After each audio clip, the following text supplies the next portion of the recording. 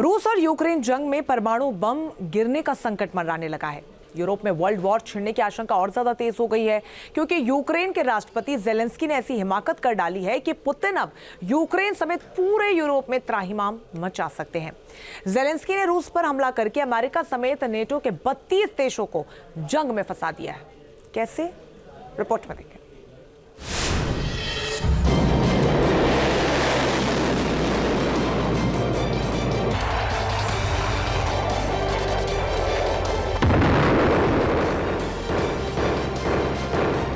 क्या हिरोशिमा का इतिहास दोहराया जाएगा?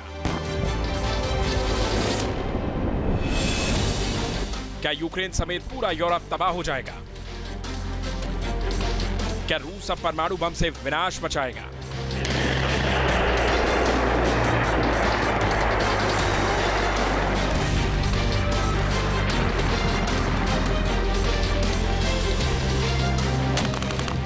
ये सवाल और ये आशंकाएं इस वक्त पूरी दुनिया को दहशत में डाल रही हैं, क्योंकि जिस विनाश का डर पिछले 1000 दिनों से रूस और यूक्रेन जंग में सता रहा था, उस महाविनाश के कागज पर खुद यूक्रेन के राष्ट्रपति जेलेंस्की ने दस्तखत कर दिए हैं।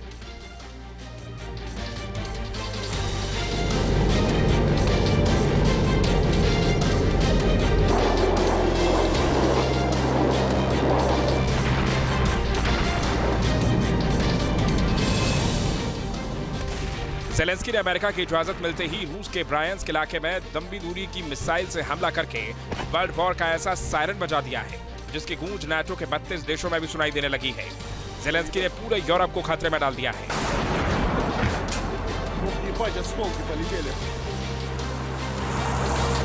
यूक्रेन ने सिर्फ लंबी दूरी की मिसाइलों से ही रूस के अंदर हमला नहीं किया, बल्कि रूस के शहरों बेलोगोरोड और वोरोनेज में भी अब तक का सबसे भीषण स्वार्म ड्रोन हमला किया। एक साथ 45 ड्रोन यूक्रेन ने दागे, जिनसे भारी तबाही मची है।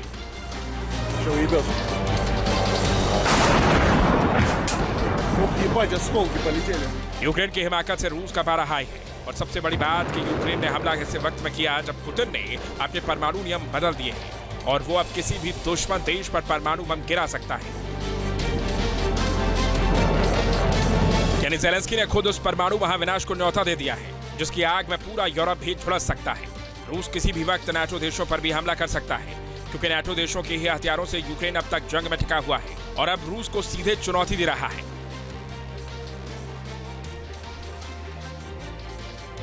एक्टर और टीवी होस्ट से यूक्रेन के राष्ट्रपति बने जेलेंस्की समझ ही नहीं पाए कि रूस से पंगा लेना उनकी सबसे बड़ी भूल है। जेलेंस्की जंग में भले ही खुद को योद्धा मान रहे हों, लेकिन जंग की शुरुआत से ही उनकी एक गलती ऐसी रही है कि आज दुनिया वर्ल्ड वॉर के मुहाने पर खड़ी हो गई है। साल 2022 से अब तक जेलेंस्की ने हर बार रूस का गुस्सा भड़काने के कदम उठाए हैं। अगर उसकी फहरिस्त देखें तो जेलेंस्की ने नाटो में शामिल होने की जिद पकड़ी। जेलेंस्की ने अमेरिका और नाटो को दखल देने को कहा। जेलेंस्की ने रूस के खिलाफ नाटो देशों से घातक हथियार मंगवाए। जेलेंस्की ने क्रीमिया पर कई खौफनाक हमले किए। जेलेंस्की ने अमेरिका से लंबी दूरी के मिसाइल और F-16 फाइटर जेट लिया।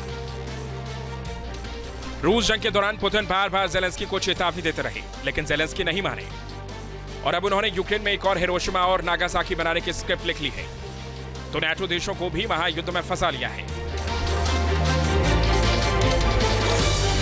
अगर रशिया न्यूक्लियर हथियार इस्तेमाल करता है, बेशक वो टैक्टिकल न्यूक्लियर वेपन ही हो, तो फिर लड़ाई का दायरा जाहिर है बढ़ेगा।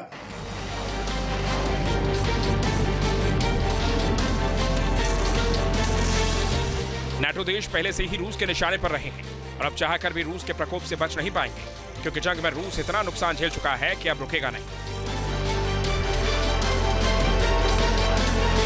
नाटो देश रूस के खिलाफ जंग की शुरुआत से अब तक खरबों डॉलर के हथियार भेज चुके हैं। जिन देशों ने सबसे ज्यादा हथियार भेजे हैं, उनमें अमेरिका, ब्रिटेन, जर्मनी, फ्रांस और नीदरलैंड शामिल हैं। अमेरिका ने यूक्रेन को Patriot missile system, NASAMS missile system, HIMARS rocket system, Abrams tank, ATACMS missile, AMRAAM missile और AIM-9 साइडविंडर मिसाइल समेत कई घातक हथियार दिए हैं। ब्रिटेन ने Storm Shadow missile, Challenger 2 tank, Starstreak missile, Harpoon missile समेत कई हथियार भेजे हैं। जर्मनी ने आइरिस-T missile system, Leopard tank, Gepard tank और स्टिंगर मिसाइलें इसमें भेजी हैं। तो वहीं फ्रांस ने SCALP missile, Rattlesnake missile system और मांबा डिफेंस सिस्टम दिए हैं।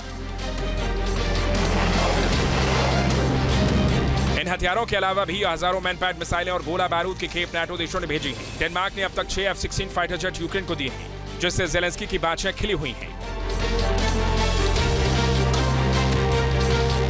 Ми розбудовуємо здатність нашої країни оборонятись від російського вторгнення і відновлюємо настільки, наскільки можемо нормальність життя після російських ударів. Це дуже важкий шлях, і жодна нація не змогла би пройти його наодинці. Україна витримує, бо з нами є друзі, саме такі друзі, як Данія і як ви, Метте.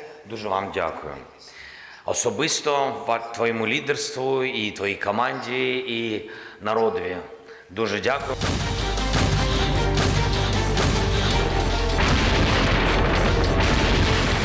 जेलेंस्की के इस बयान से माना जा रहा है कि अब वर्ल्ड वॉर होना तय है, क्योंकि लंबी दूरी के मिसाइल से हमले के बाद यूक्रेन F-16 फाइटर जेट से भी रूस के अंदर हमला कर सकता है, जिससे रूस अब यूक्रेन ही नहीं बल्कि डेनमार्क पर भी हमला बोल सकता है। मतलब साफ है, रूस और यूक्रेन की जंग अब किसी भी वक्त विनाशकारी मोड़ ले सकती है। रूस ने अपनी न्यूक्लियर फोर्स को एक्टिव कर दिया है, जिससे पूरा यूरोप दहशत में है। Team news nation.